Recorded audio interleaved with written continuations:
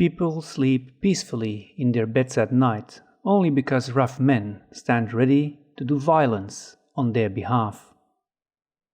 Hextor is a brutal and effective warmonger, seeking to bring all lands under his dominion. He is the patron of war, the war for power, territory, conquest, bloodshed, or simply for its own sake. Not an indiscriminate killer like Reynolds, or obsessed with death like Neril, Hextor uses war to chew up the weak and unfit, salvaging the strong and worthy, so they might serve him and expand his reach. Many dismiss him as a simple war god, but he is a patron of all conflicts. Even if the participants never draw a blade, he gathers followers to himself, like a charismatic and corrupt king, such as immoral soldiers, evil mercenaries, and those who seek profit in conflict, as does anyone willing to lift a blade for evil.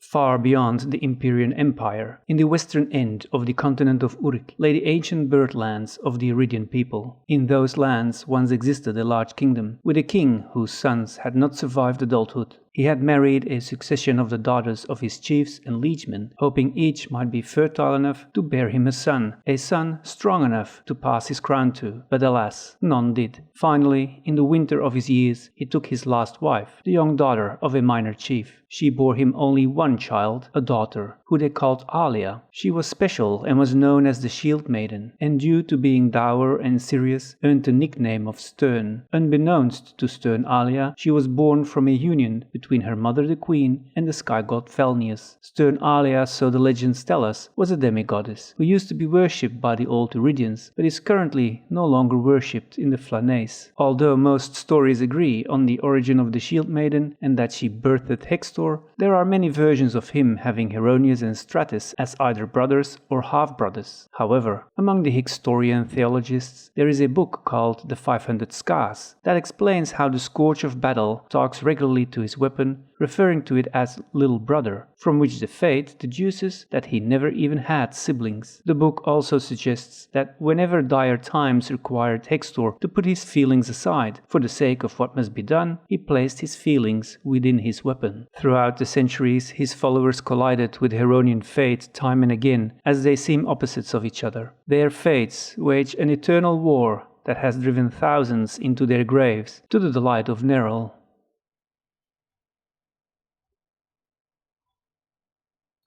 Towards the flock, the peasants, or for inspiring the faithful to great acts, Hextor is usually shown as an articulate and intelligent handsome knight of steel. He is a fair-skinned, athletic young man, bearing a strong resemblance to Heronius, but with jet black hair and eyes. If the Faith wants to intimidate their opponents, the Herald of Hell is depicted having a hideous appearance. His true form has grey skin, lank hair, red-rimmed eyes, a hideous face, and tusks jutting from his lower jaw. Additionally, the Lords of Evil granted him 6 arms so he could best his half-brother, Heronius. He may hide or manifest these 4 additional human arms from his torso whenever he desires, and each would be wielding a weapon or shield, such as bucklers, a spiked flail, a battle axe, a battle pick, a longsword, a mace, or a falchion.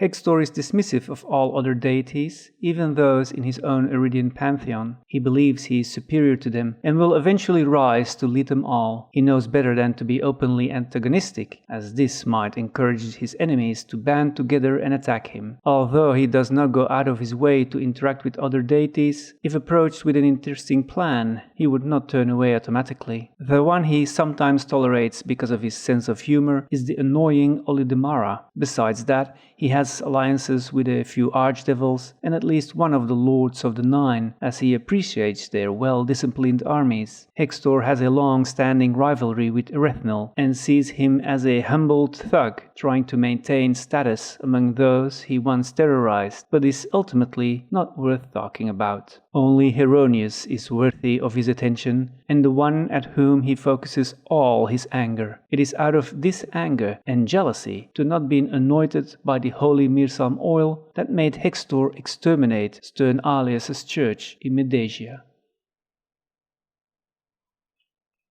The world is a brutal, harsh, and cruel place, and only those fit to succeed will be able to prosper.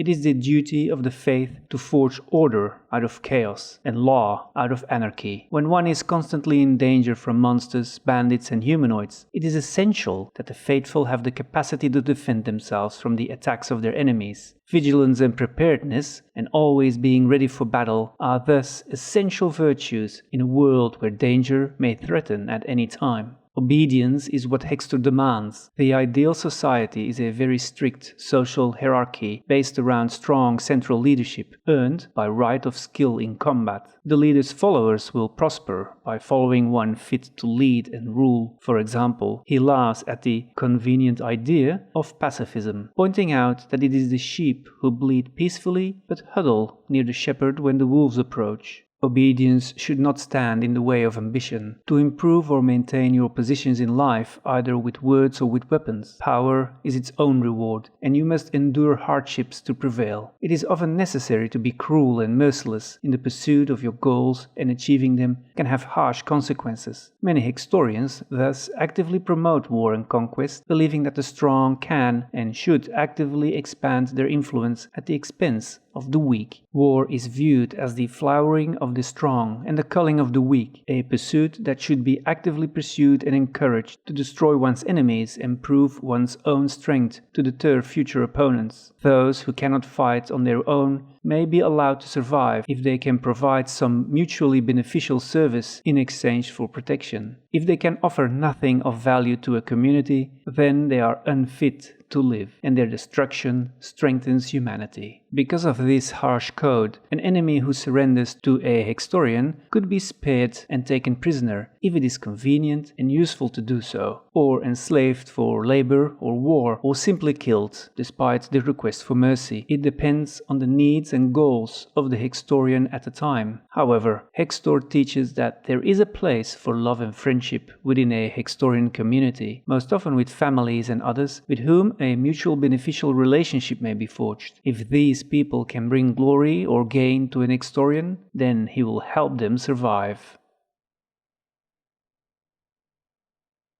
The symbol of the Scourge of Battle is a powerful and imposing representation of his domains of tyranny, war, and discord. The symbol consists of a clenched iron fist, usually gauntleted, raised high above symbols of warfare. The fist symbolizes raw power, dominance, and control, reflecting Hextor's aspirations for conquest and authority. The iron material signifies strength, endurance, and unyielding resolve, highlighting the deity's unwavering determination in the pursuit of his goals. The fist holds 6 red arrows facing downward, symbolizing the discord, strife, and turmoil that the deity encourages and exploits. The overall design of the symbol evokes a sense of intimidation and fear, emphasizing Hextor's role as a tyrant and oppressor. It serves as a potent emblem for his followers, inspiring reverence, loyalty, and obedience, while instilling dread in those who oppose the church's aims.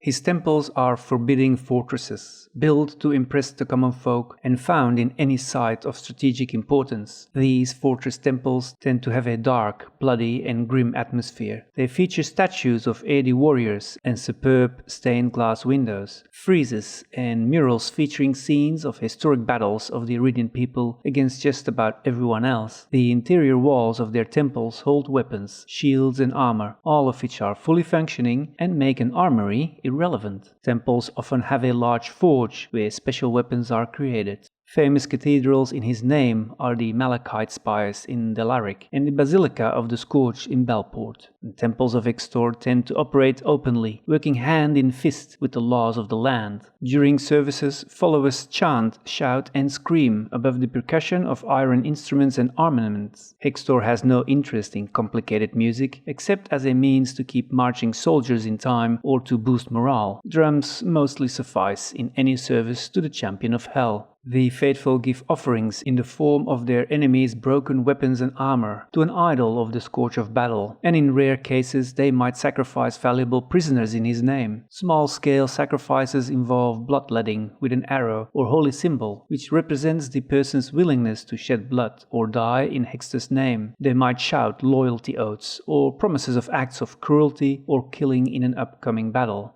Hextor's realm is the citadel of Scorchhold on Acheron, the infernal and infinite battlefield. For a faithful follower of Hextor, the afterlife will involve an existence in a realm dominated by martial prowess and the relentless pursuit of power. They might continue to engage in eternal battles, proving their worth through combat and conquest. The most devoted servants of the deity might be rewarded with positions of authority and power. They may wield dominion over lesser souls and revel in their status as agents of Hextor's will.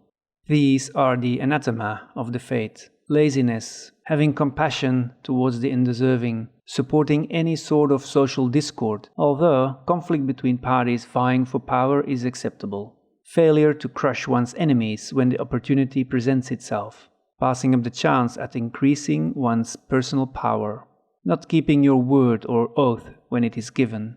These are the beliefs of the fate. Strength of law is meaningless without the will to enforce it. To impose order through authoritarian rule, followers are taught that chaos and weakness must be stamped out, and that strict hierarchies and discipline based solely on physical and mental strength are necessary for maintaining societal structure and stability. Hesitation invariably leads to disaster. Insubordination is tantamount to anarchy. Such weakness is not tolerated. The strongest will survive. Power and strength are paramount virtues. Followers are encouraged to dominate others through physical prowess, martial skill, and the force of their will. They believe that only by exerting control over others can one achieve true greatness and ascendancy. In Hextor's eyes, the ends do justify the means, and might makes right. If the only way to prevent the enemy from retreating is to burn a civilian village to the ground, so be it. Conquest as divine will. Hextorians follow the doctrine of conquest as a divine mandate to expand their influence through conquest, subjugating others in the name of the deity. These are the goals of the fate. Defeat the Heronian Church. Every single follower of the Archpaladin defeated brings glory. Expand Hextorian control. To keep control over the Great Kingdom and expand Hextor's influence in the surrounding lands. The Army of Discord. To raise armies that can combine to lay waste to the enemy. The everyday sayings of Hextor's faithful are used as chants and battle cries. Obey without question, for obedience is the foundation of power. Strength conquers all, weakness invites subjugation. To hesitate is to invite defeat, to act decisively is to claim triumph. In the absence of order, impose your will. In the face of defiance, crush it. The path to power is paved with the broken dreams of those who dared oppose us. May my bones and blood turn to dust. May my blades break, and may the doors to hell shatter, ere I turn from service to my lord Hextor, scourge of battle. May his strength fill me so that I become like him in all things, mortal and eternal. Norem's Helm. The helm is a relic of Hextor, a polished steel bassinet helm that has a movable dull grey steel visor resembling a stylized hideous face, and it was part of a complete suit of armor. It is named for the Hextorian blackguard Norem, who led many battles in Hextor's name before being disintegrated by a Heronian angel. The helm provides increased protection and even rumored to protect the wearer against decapitation, amongst some other powers. One of those powers is written about in various texts, making it highly likely that it is true. If the wearer is an especially devout follower of Hextor, they can communicate with the lingering spirit of Norem for tactical advice. The Trumpet of Acheron. This instrument can either appear as an ivory horn or a brass trumpet, but it is always decorated with arrow symbols and a simple grid pattern on part of the outer surface. The instrument was gifted by the Lords of Evil, and although normally carried by Hextor himself, he sometimes awards it to a worthy champion, or places it in the mortal world to confound the forces of good. It is rumored to summon a temporary army of undead or demons. If the person blowing the horn is not lawful, so it is written, the conjured army will attack that person rather than serve him. The Unholy Blood Shield. For many years, this item was stored in the battle hall of the palace at Roches, the headquarters of the Legion, sharing its item's name, but it vanished around the time of the mysterious attack that ruined the capital. It has been missing ever since. This spiked buckler is made of a precious material, drips blood and trails grey energy whenever the wielder is angry or severely wounded. Its spikes are 6 iron arrows projecting through the metal of the shield, paralleling the design of Hextor's holy symbol. The buckler also grows into a normal-sized shield when commanded, and its spikes gain special properties. If you made it this far and enjoyed my video, please leave a comment and show your support by ringing that bell icon. I want to thank everyone that is already supporting me by sharing my content on other platforms, liking the videos and spreading the lore. I especially want to thank the patrons that sponsor my work and help me keep my gear and software running. If you want to interact more with me, head over to my community tab here on YouTube or go to my website where you can also join the league and decide on future videos through the sponsor meters. All the links are in the description. On a final note, I do not know all the artists whose work I used in this video, and if you are the artist or know who it is, please let me know so I can give proper credit. The video also contains various AI generated images. See you in the next one.